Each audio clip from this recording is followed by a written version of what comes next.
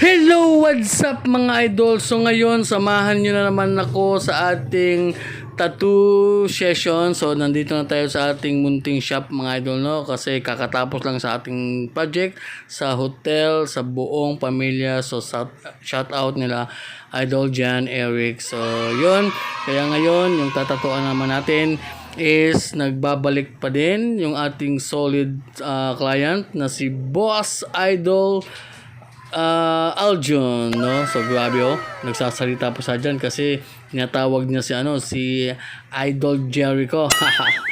So yun mga idol, so yung request nga pala ni Idol is yung yung para siyang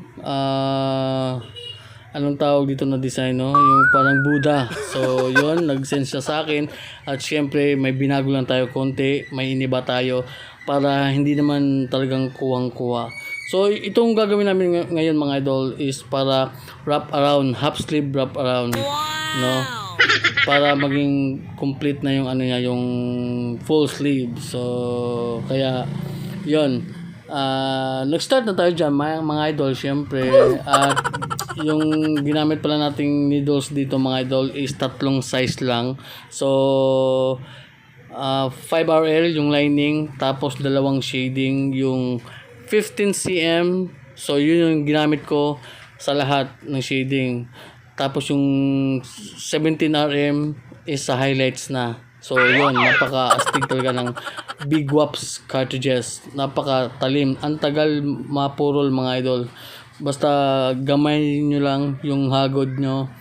At yun, talagang aabot siya ng mataas na oras. So kami dito mga idol, no, umabot kami dito ng 9 hours. So siyam na oras, yun, no, napakasaya ni Idol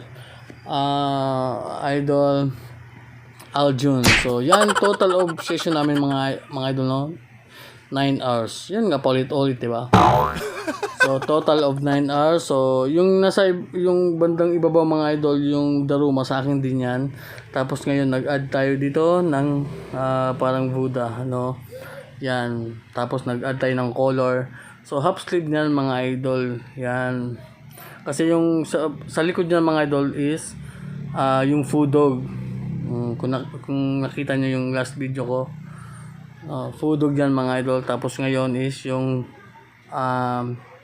tawag dito, yung Buddha.